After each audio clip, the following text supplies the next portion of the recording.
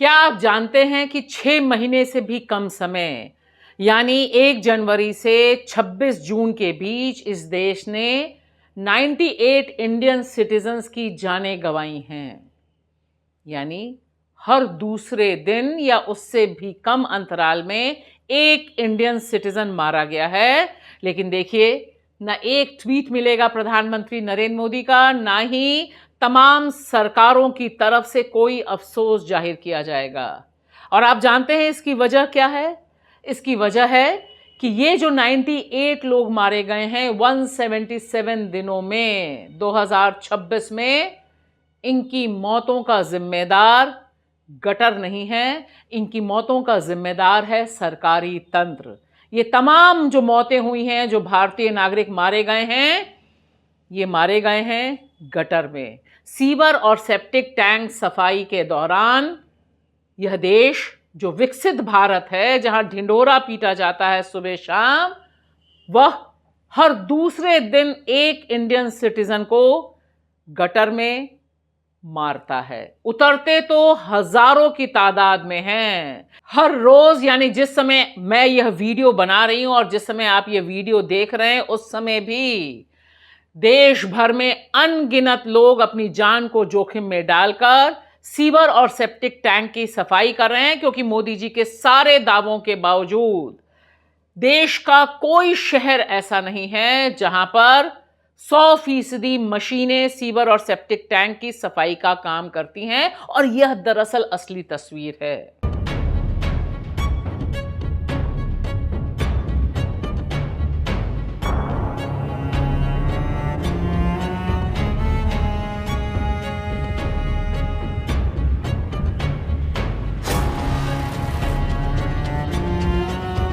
नमस्कार दोस्तों, मैं आपकी दोस्त भाषा। आप देख रहे हैं बेबाक भाषा पे 2 टूक कार्यक्रम, इस सीधे सवाल के साथ। जिस देश में विकास का इतना ढिंढोरा पीटा जाता है, वहां यह वीडियो देखने के लिए हमें क्यों मजबूर होना पड़ता है? और हर दूसरे दिन इस तरह की हत्याएं हमारी, आपकी और साहेब बहादुर की सरकारों के सामने होती हैं। यह वीडियो मैं आपको खास तौर पर दिखा रही हूं ताकि आप महसूस कर सकें कि जिंदगियां कैसे जाती हैं। यह देश की राजधानी दिल्ली, दिल्ली का मुंडका इंडस्ट्रियल एरिया है, वहां की है, जहां 26 जून को 3 भारतीय नागरिक मार डाले गए इस टैंक, सेप्टिक टैंक के भीतर। ध्यान से देखिए यह वीडियो। यह वीडियो मरने वालों का नहीं है। यह वीडियो उस बचाव दल का है जो गया था 3 भारतीय नागरिकों की लाशें निकालने के लिए। और इसे जूम करके मैं आपको दिखा रही हूं।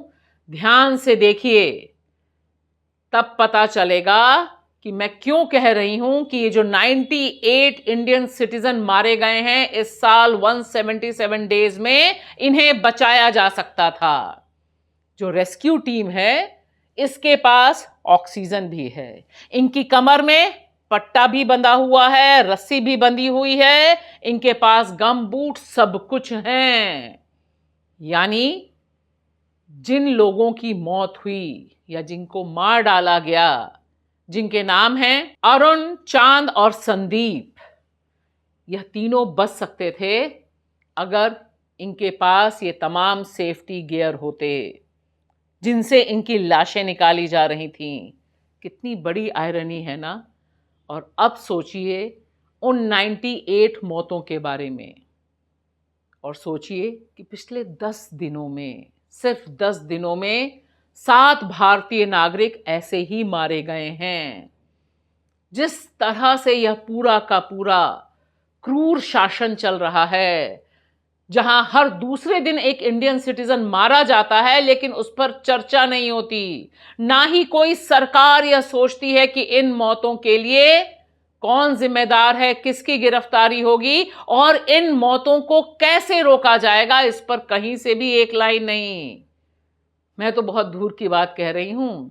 प्रधानमंत्री नरेंद्र मोदी एक शब्द न बोलते हैं, न अफसोस करते हैं, बात बात पर ट्वीट करते हैं, लेकिन 98 मौतों पर ट्वीट नहीं करते।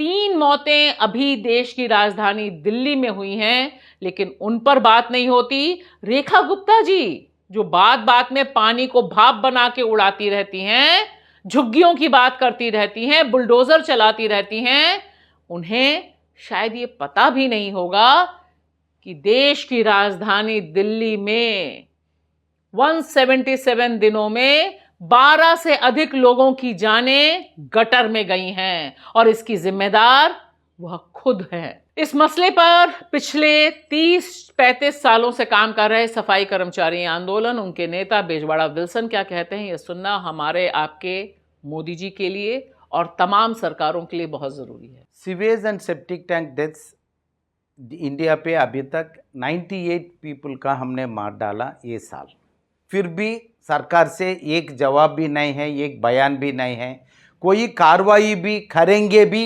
एक वादा भी नहीं होते हैं। क्यों है तो ये सफाई कर्मचारी से belong to the Dalit community, untouchable community का बिलोंग करते हैं, वाल्मीकि कम्युनिटी का और जाटव और कई लोग भी अभी दिल्ली पे भी मौत हो गया। इसी वजह से सरकार इसका सीरियस नहीं ले रहा है।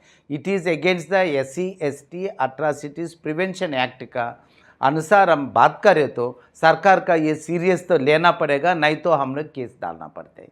दूसरा है, अभी तक दिल्ली का अंदर ये साल का अंदर 12 लोग मर चुका, बट दिल्ली सरकार ये विषय पे बात ही नहीं है, मुख्यमंत्री से कोई भी एक बयान भी नहीं है।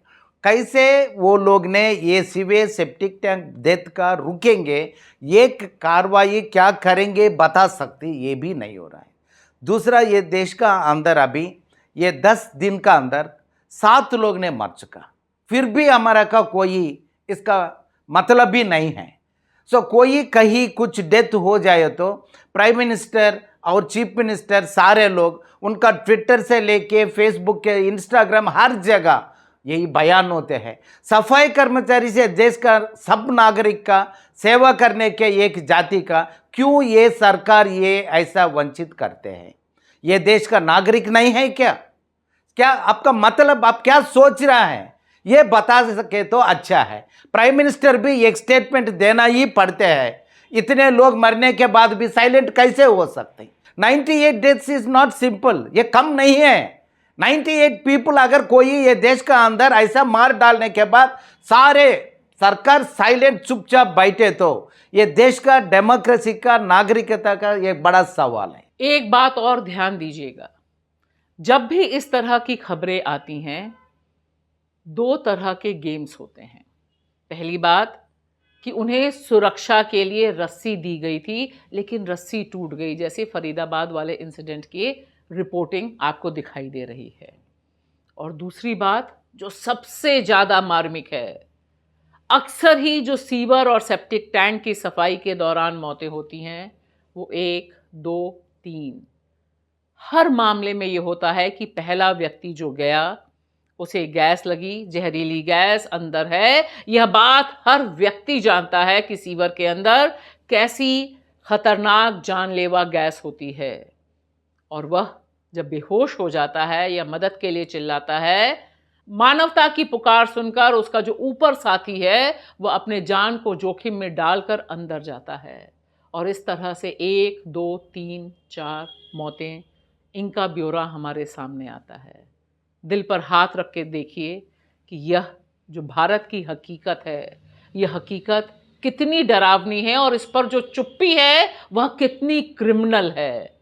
इस चुप्पी पर सवाल उठाना ज़रूरी है, चाहे मुंडका हो या बेंगलुरु में हुई हत्याएं हो या फिर फरीदाबाद में हुई हो या देश के तमाम कोनों में इस तरह से जो भारत के नागरिकों को, जो दलितों को ढकेला जा रहा है मौत के कुओं में, यह कब बंद होगा? क्योंकि कानूनी रूप से यह इल्लीगल है। देश का कानून सरकार को स्ट्रिक्ट इंस्ट्रक्शंस देता है कि किसी भी व्यक्ति को किसी भी इमरजेंसी में सीवर सेप्टिक टैंक में उतारना नहीं चाहिए, लेकिन तब भी हर दूसरे दिन मौत हो रही है। मोदी जी कब देखेंगे, सरकारें कब देखेंगी? यह सवाल मेरे साथ आप भी पूछिए।